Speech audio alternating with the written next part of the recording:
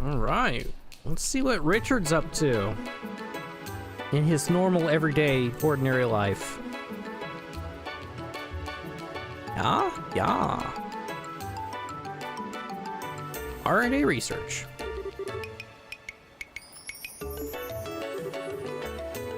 My, look at all of this. I hope it'll prove useful. I don't know what. Oh, I love the way he looks. That's great. You see, you've sure found out a lot. With this many potential sales routes, I've got nothing to fear. I'll be able to make my move into the Erebonian capital as soon as I'm ready with this kind of information. You've asked us to investigate the current situation with regards to orbit sales in Erebonia. So I centered my investigation around stores in the region itself. And you did a fantastic job too. Still, the problem of transport remains. After all, old Borden's got his grubby hands all over international liners already. It's true that the Borden family has preferential access to 40% of the load capacity of international airliners leaving Liberal for Erebonia. However, they are no longer the only available option. There are now private carriers as well.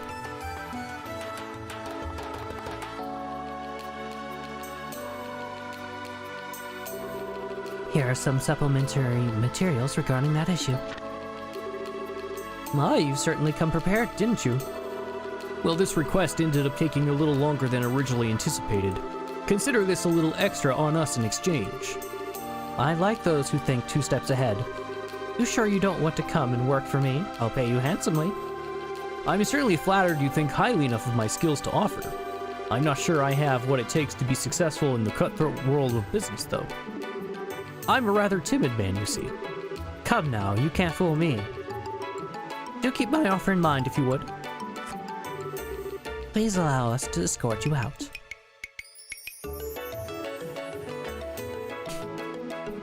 Richard, I'm a timid man. Oh, since I have you here. Maybe I should give you one more thing to look into. I've already had Simon get started, but I'm not sure he's up to the task. I'd be happy to help if I can. Will this be another request to research a foreign market? It certainly will. Oh, look what you've got over there. Perfect.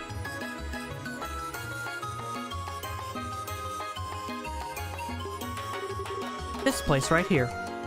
Horrid State? That's an unusual choice. It's quite a small place.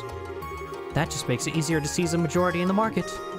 Small as it is, it's not like it isn't accessible by airliner, and what market there may be, there is all but free for the taking right now.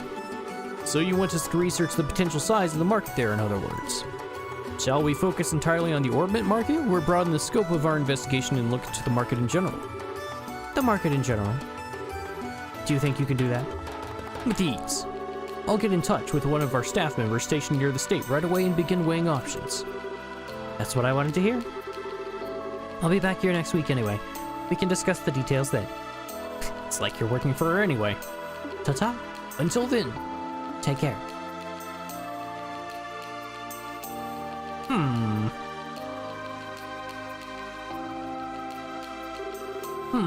Word's quite far inland. Aren't the Rains brothers in that general area of the continent?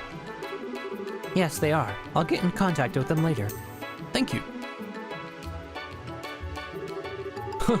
She's not a merchant of bows for nothing, is she? She's always coming in with such interesting, ambitious requests. She's not half as ambitious as you are. I think you may be overestimating me a little there. Well, can you show our next visitor in? Certainly.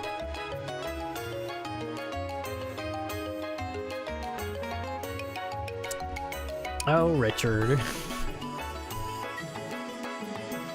Oh, this guy. Hello there, Alec. Sorry for dropping in on you again. I just wanted to get your input on another little something regarding the city's finances. Oh, that won't be a bother at all. Please, take a seat.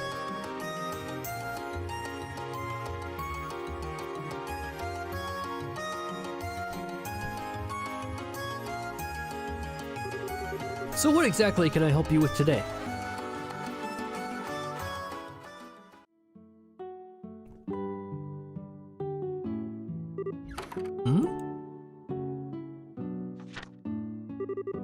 It could be.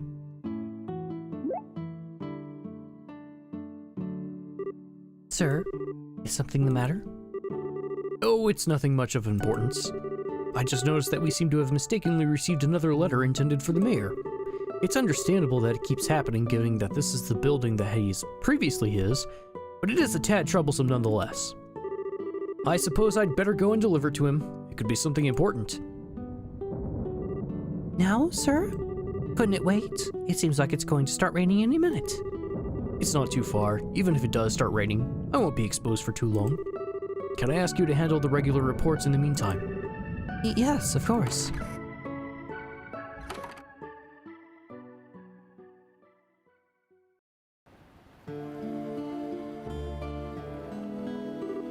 Oh! There's no mistaking it.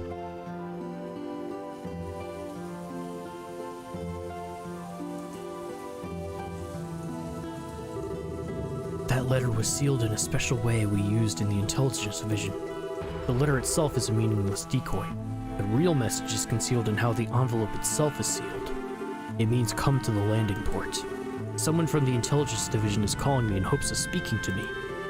Most likely because they bear a deep-seated resentment towards me and what I did to them. And I have a duty to go and see them. After all, I was their commander. I was the one who pushed their life off the rails and ruined their future.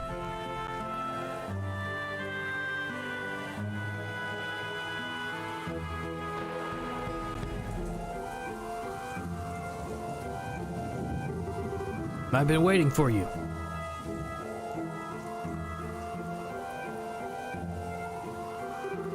So it was you, Cinder. Indeed. It's good to see you again, Colonel. I'm pleased to see you're still well. I'm not a colonel anymore, Cinder, though I feel as though saying as much has become a hobby. No one around me seems willing to correct themselves. I'm aware, but today I intend to address you as Colonel nonetheless. I called you here because I have something that I need to ask you. I hope you can forgive me for forcing you to come out in the poor weather. If I can answer your questions, I will. Don't feel as if you need to hold back on my account. If you can't accept something as the answer I give you, by all means say so. Then I'll get straight to the point. Why did you leave the army behind? What happened to your love for your country?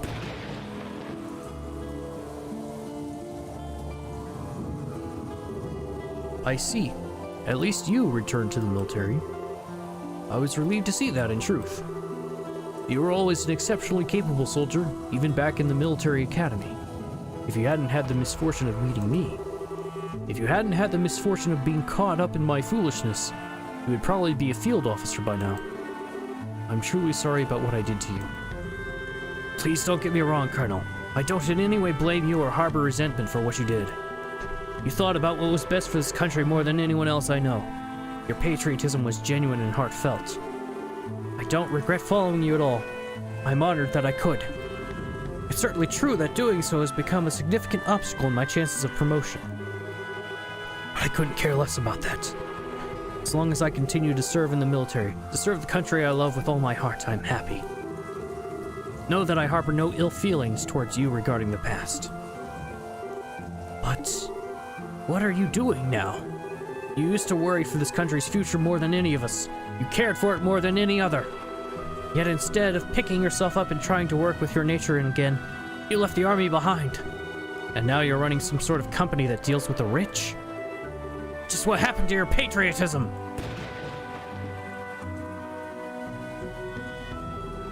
I beg of you, return to the military. You're a capable man. Those skills of yours would be a valuable asset to the force, and it's where you should be using them. I'm sorry, Cinder. I cannot ever return to the army again. Why? Why, Colonel? You've repented more than enough for your actions. Both General Morgan and Brigadier General Bright actively desire your return. I and all the other soldiers in my position would be overjoyed to have you in our ranks again. So why? Why do you look at me with that sad expression and tell me it's not possible? Why would you apologize to me? Make no mistake, Cinder. I haven't abandoned my love for my country. It burns as brightly in my heart as it ever did. But what I did was... I did was truly terrible. I organized a coup d'etat, destabilizing this nation and disrupting the lives of countless people. Thanks to the help of all those around me, I was able to realize what a foolish mistake I made. And yet in my heart, I feel exactly the same way I always did. I'm not sure what you mean. In spite of all that happened, my love for my country is unchanged. I still feel the blind desire to do anything I can to aid Liberal, no matter how reckless or dangerous it may be. I'm the same man I was when I plotted that coup d'etat. Not a thing has changed. That thought, Cinder, terrifies me. Then, you didn't leave the military because you lost your love for your country. You're saying you left it because you love your country? Forgive me. I have no right to be making excuses to you and trying to justify myself. Not after I dragged all of you down with me and ruined your lives forever. I am truly sorry for what I did to you and all the other members of the division. You... Please don't misunderstand. I didn't leave the army in an attempt to run from my own weakness. Nor did I leave it because I was ashamed of the treatment I received for my actions. After what happened, I thought long and hard about what I should have done instead of what I did, trying to work out where I'd gone wrong. As I did that, I noticed something virtually important, vitally important that I had failed to realize up until that point. After setting up the intelligence division, I began gathering information and using it to protect Liberal.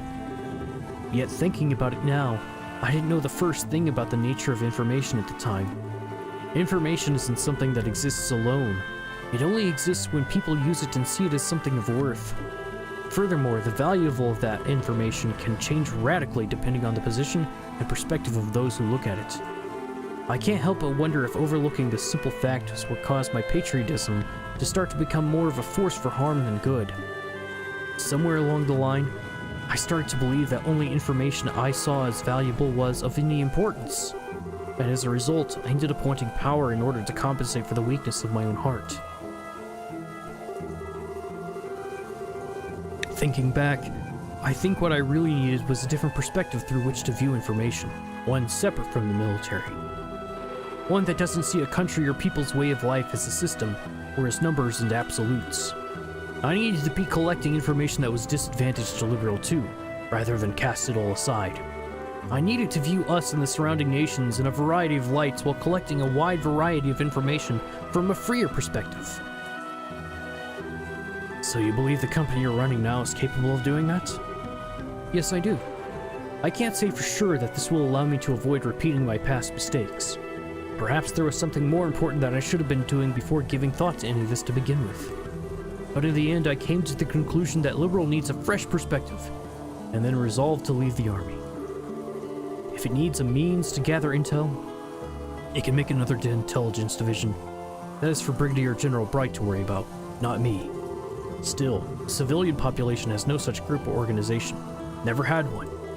I doubt anyone in the civilian world has ever thought to create one in order to gather and accurately analyze information either.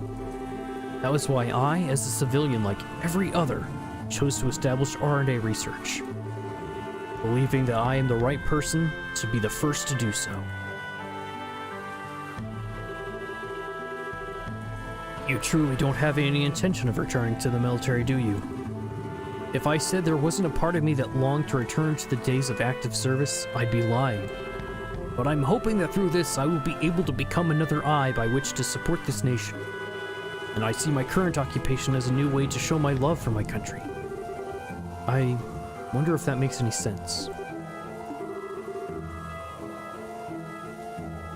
You're a coward. No doubt every word you're saying is objectively correct. That's how you've always been. There's never been room for rebuttals in your arguments. But Colonel? You're also no longer the man who swore to forge this kingdom's future with his own two hands. Goodbye, Colonel. We will never meet again.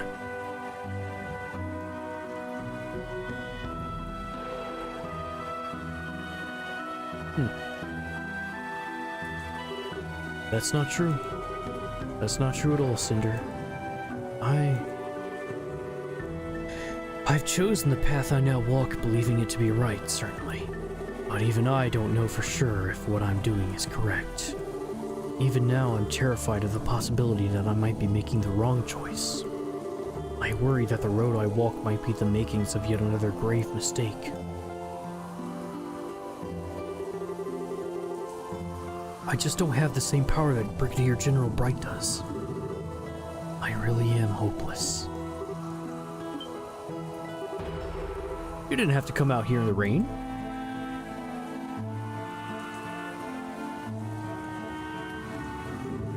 We should return to the office. You'll catch a cold staying out here much longer. Kanone, I'm sure he's just having trouble coming to terms with his new life, too. He just can't forget the fervent enthusiasm of the Intelligence Division, as if he doesn't feel like he belongs in the world that's come after it. The day will eventually come when he will be able to understand what you said. That's exactly what happened to me, you know. True enough, I suppose. You're right. Shall we begin going then? Yes, sir.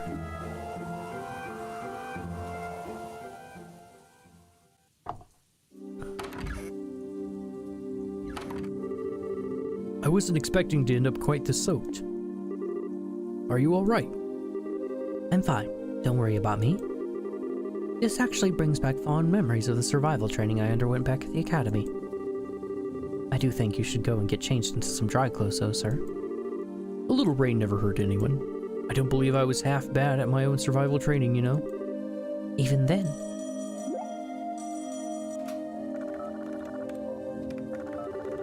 An encrypted call? Dillons did mention that he had some information of interest in his report earlier. Perhaps this relates to that. Sounds possible. Which would mean that something has happened over in the Republic.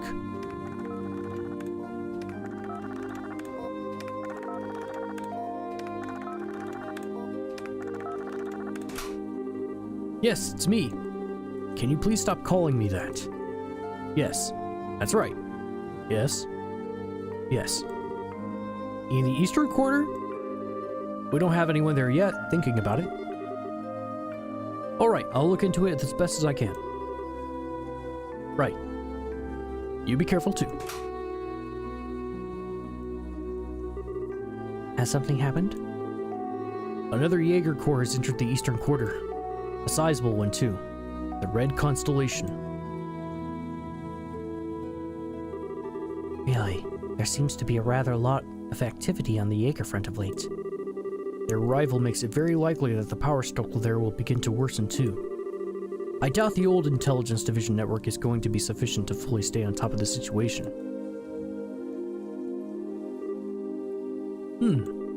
I think I may have to head there personally.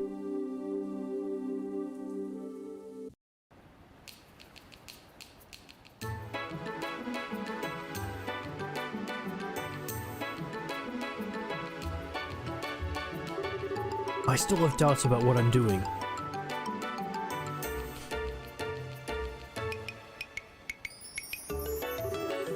Nothing about my love for my country has changed. Nothing at all. So is it even possible for me to find and walk the right path this time?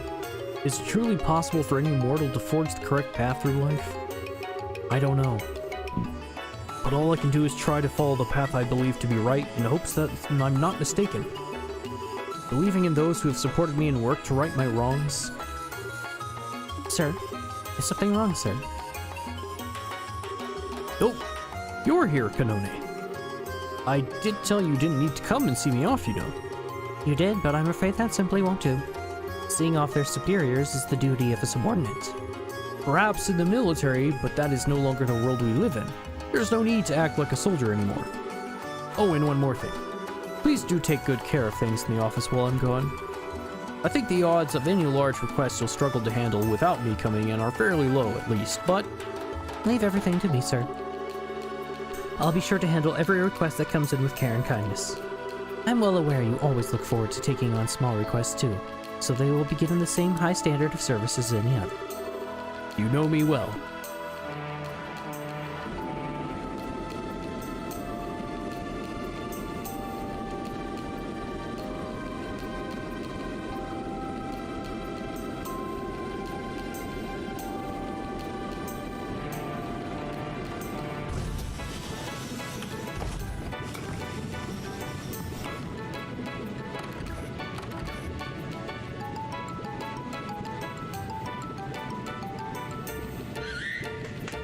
Sieg? What on earth is Julia's bird doing here?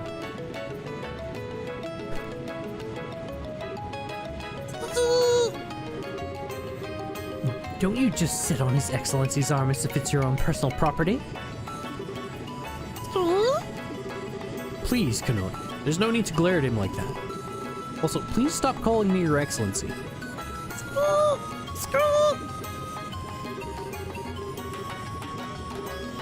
What's this? It's addressed to me.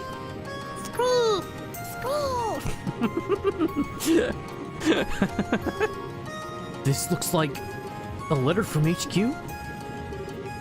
As in military HQ? Why is the Royal Guard's carrier falcon bringing a message to you? Who knows? Its rider is a real slave driver, though. Thank you for delivering this Sieg. Let him know that I accept his request.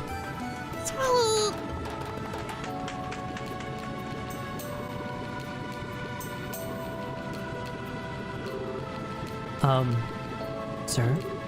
What's that? See for yourself.